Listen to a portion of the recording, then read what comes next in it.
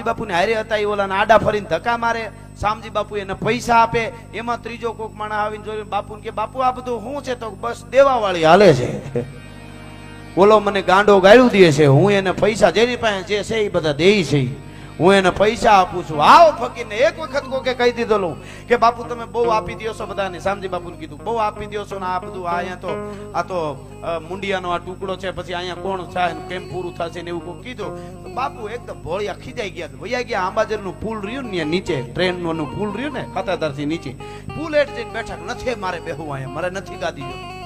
એ પુલ નીચે જઈને બેસી ગયા. વાહ સરસ.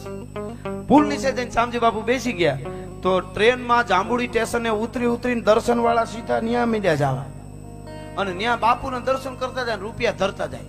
એ ધરવાનું ચાલુ થયું, બીજા માંગવા વાળા આ બાજુ થાય, શામજી બાપુ આમથી લઈને આમ દેતા જાય. ન્યા બહાર આટો મીંડો બોલવા. કોકે આવીને કીધું